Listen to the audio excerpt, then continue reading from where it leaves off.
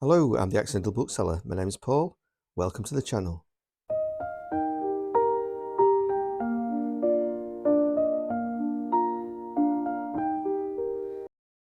Today I've got the video for my top 5 reads of 2025, as well as my least favourite book. The reason it's so late it's March. Why am I so late in bringing this to you? It's because one of the books in the top 5, and the thumbnail perhaps gives it away, is that there's a film as well. And I wanted to see the film because my perception of what the film is or might be is really different to the book that I read. And I didn't want to do this video without having experienced both. So without further ado, here's my top 5 reads of 2025. My number 5 read of last year is Strangers by Taiki Yamada.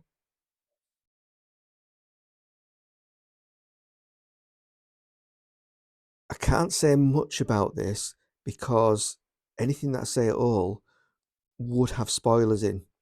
So all I can say is that I thoroughly enjoyed it, and I would have liked my favourite Japanese story of last year to have been Natsuo Kirino's Real World, which is the third book that I've read by Natsuo Kirino. In previous years, I first read Out, which is a fantastic cover. I love the French flaps.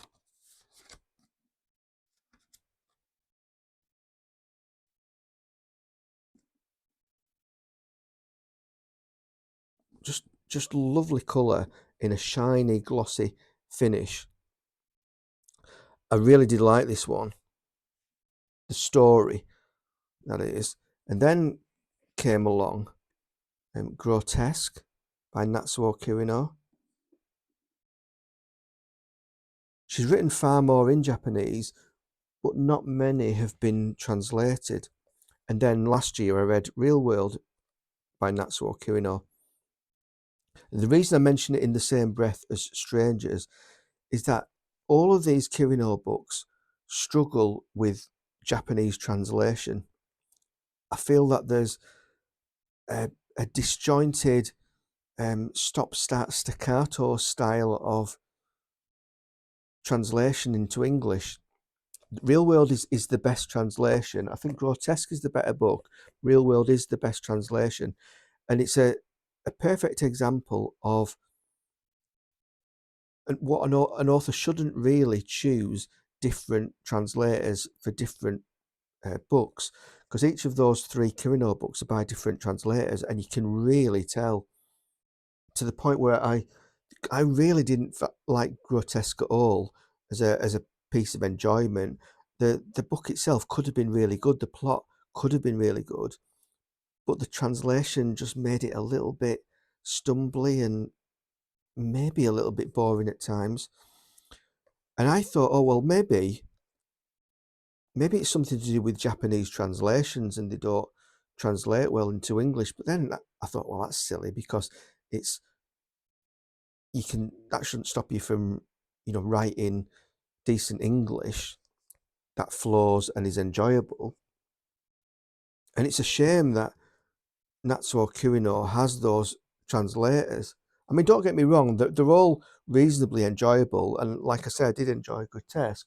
But then after Real World, I read Strangers, and that set my mind at rest that there are good Japanese translated books out there, and this really is a nice translation, to the point where when you're reading it, you don't particularly get at any point in the book a sensation that it's a translated book. It really does flow well. So I think there's a lesson in that. If you've written a book and you're going to get it translated, just be careful who you choose, and preferably get the same translator for multiple books, like Carlos Ruiz Zafón did with Lucia Graves. The number 4 book for last year is Jack Finney's The Body Snatchers. all the films, Invasion of the Body Snatchers, based on this book. Very different endings to the films and the book. Not sure which versions I prefer. I perhaps prefer the ending of the Donald Sutherland film the best, although the 1959 film was very, very true to the book, apart from bits and pieces at the end.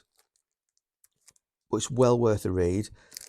And yeah, number 4 of last year.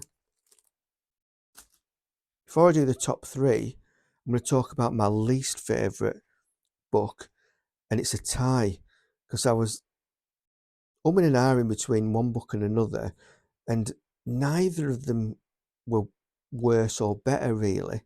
So I've got a tie for worst book, and neither of them are particularly awful, but there are reasons why they're the worst book. The first book is Steve Kavanagh's 13, which I've done a review for. Very, very popular author, this million copy bestseller. Go back and watch the review that I did for this if you'd like to. But it's a mystery to me that if you're a million copy bestseller, how can you have such god-awful proofreading? It is terrible. There's punctuation mistakes, there's commas in the wrong places. On Goodreads, some of the 1-star reviews get really detailed about picking apart the plot for holes, which is it's a bit pedestrian and predictable at times, but on the whole the plot's okay. But I was generally put off by the degree of mistakes being made in the printed version. I just don't know, and it's not the first printing of it either.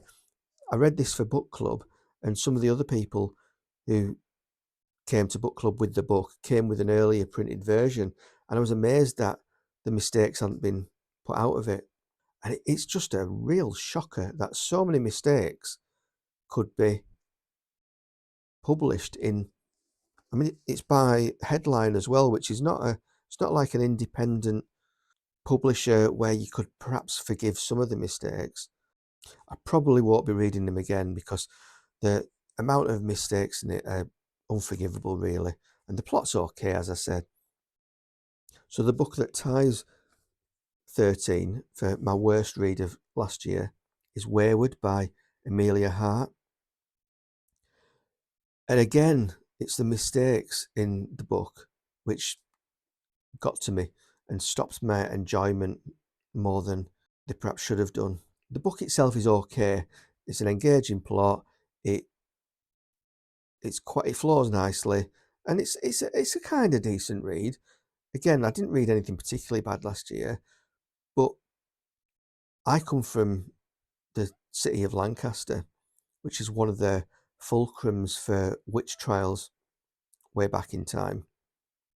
And there's a witch trial in this book, and it's in Lancaster.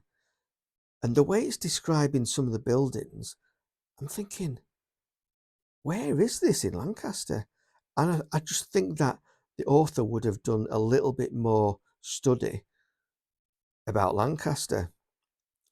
It doesn't play a big part, but it annoyed me perhaps more than it should. And when I went to the book club, other people were saying the same. Where is this particular building in Lancaster? Another niggly thing was that the part of the plot was in December, but the light and darkness time and when night started is not the time that it goes dark in winter in Britain. So quick look into the author.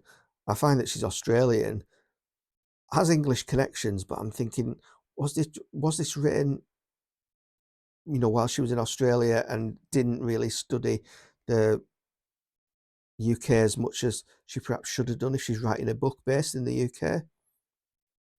The major issue that I had with it, though, was the degree of abusive relationships. I was a bit nervous about raising this at the book club, but it turns out that people had similar issues with it. I don't normally have problems with things like trigger warnings in books, but this one made me conscious that or it made me aware that people, you know, do have trigger points in books that would make them not read it if they had the choice.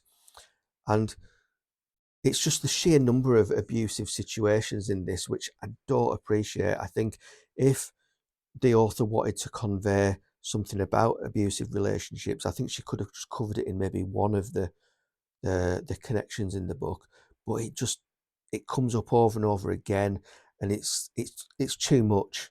And anyone who's been involved in an abusive relationship in the past, I would advise them not to read Amelia Hart's Wayward. There are very few redeeming male characters in the book, and like I say, the degree of abusive relationships in there, it just goes overboard, and it's too much. And those reasons collectively perhaps make that my least favourite book of 2025, more than Steve Kavanagh's 13. This is definitely worth an honourable mention in the worst stakes, though, because I've never read a book with so many mistakes in it. So, cracking on with the top 5 best reads of 2025, number 3 is a non-fiction book, and it's Sea Shaken Houses by Tom Nancolas. Nice penguin. Do like the cover art as well. And in it, you got a free bookmark as well, which is nice. A nice little extra. And this covers various lighthouses in the UK and how they were built. For example, Wolf Rock, Fastnet, Bishop Rock, Eddystone, all the famous ones. So it tells you how each one was constructed, but it kind of tells you in chronological order, so that it goes through the various technological developments of how to build better lighthouses and what became of the ones that were built in not the way that we build them today. And it's just, I really like the idea of living in a lighthouse. I like the bleak loneliness of living in such a place. I think once in there, I may not so much as the fantasy of living in one, but the author visits some of them as well, and it's just a right good read. I really recommend Sea Shaken Houses if you like the concept of either lighthouse living or bunker living or living out in the wilderness, you know, away from people. This is a really good book. My number 2 read for last year is Frances Hodgson Burnett's The Secret Garden. Put the photograph of it up here because the book's upstairs. Again, another book club selection, and one that I really enjoyed. Wasn't expecting to, but it's just a really nice, pleasant, quaint read. And although it's a children's book, the punctuation, the choice of language, and just the whole structure of it doesn't really feel like a children's book because it was written 100 years ago. A lot of those books are a little bit more complicated than the children's books of today. And it's just a pleasant read. A girl loses her mum and dad. They pass away, and she's living, where is she living? It's somewhere abroad. And then she takes a long journey to live in a UK stately home with a long lost uncle.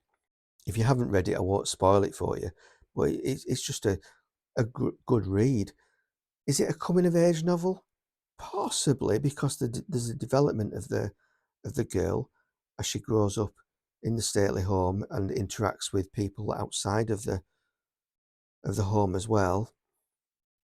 It's just a really pleasant, engaging, entertaining read, and if you've not read it, I do recommend it. So we've got to number 1, and I haven't mentioned the book, which you can imagine is related to the thumbnail with the green face.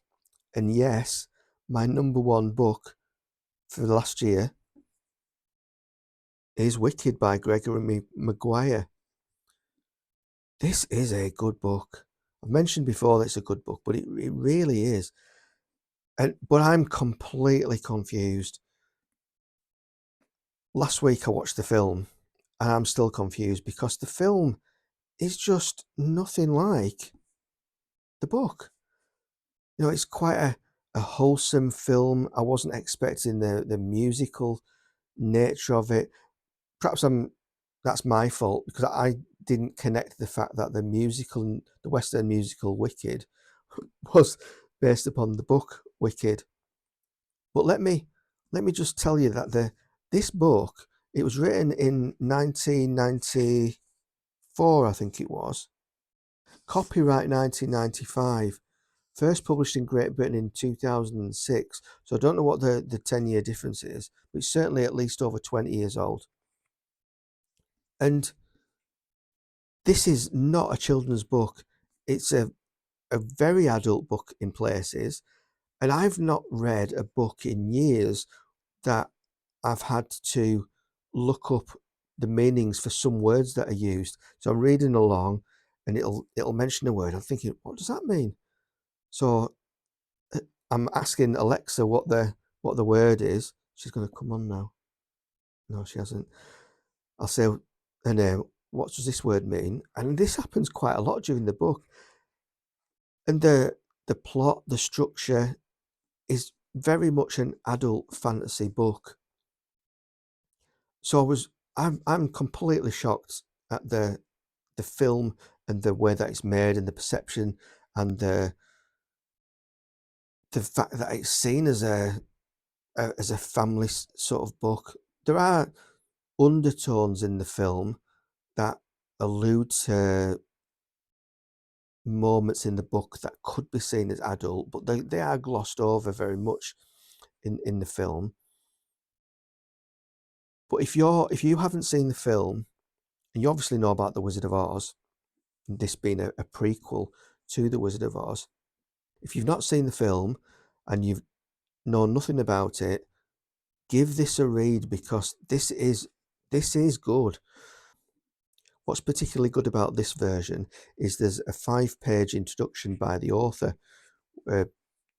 It's an up-to-date introduction written recently because the book is over 20 years old, as I say.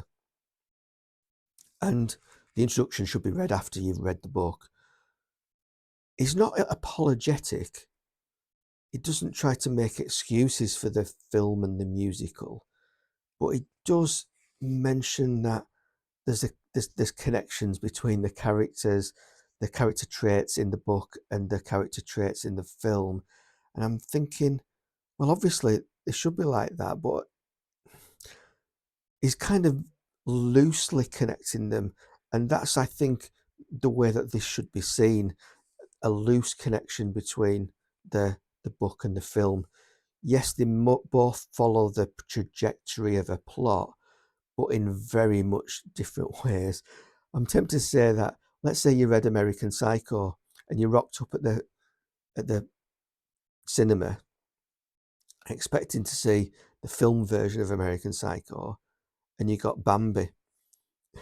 That's a complete exaggeration and completely out of order to say that, but it feels a little bit like that in a way because of the adult nature of some of the books and the references, where you wouldn't let a child anywhere near this book at all. So to go from the book to the film in the way that it does, it's just profoundly odd to me. And I'm thinking, if you're an author and you've written this book and then you get offered the musical, you get offered the film, you've got a real dilemma because you're obviously going to make a lorry load of money from doing that, from allowing that, but you're probably going to shut down the potential for readers of looking for a serious read from knowing about this or buying it. I bought it because I just fancied it and I'd not seen the film, and I'm obviously extremely pleasantly surprised that it was so fantastic. But how many people will do that? And how many people will have seen the film and they think, oh, a book with the book with the film photograph on the front. Oh, I'll have a read. Or maybe they buy it for the kids, which would be more astounding. I've gone on quite a bit, but for as long as I'm reading, I don't think I'll ever read a book where the book is so different to the film in so many different ways other than the plot. But again, if you've not seen the film, you know nothing about it, I would advise you maybe bother with the film if you really want to. I didn't really get a lot from the film at all, but the book is a great read, and it's genuinely my favourite read of 2025. Give it a go if you see it in the shop, because it's in the supermarket for about £5 as well, so it's not going to cost you much money either. So if you like fantasy, give it a go. Those are my top 5 books for 2025. If you've read any of them, by all means put your comments about the books in the comments field, particularly Wicked. If you've read Wicked, I'd be fascinated to know your opinions on the book versus the film. But if you like the video, by all means click like, click subscribe. Would really appreciate it if you did that. It would help me out, and if you do that, no doubt you'll see more of my videos in the future. So I'll see you next time, hopefully. Thank you very much. Goodbye.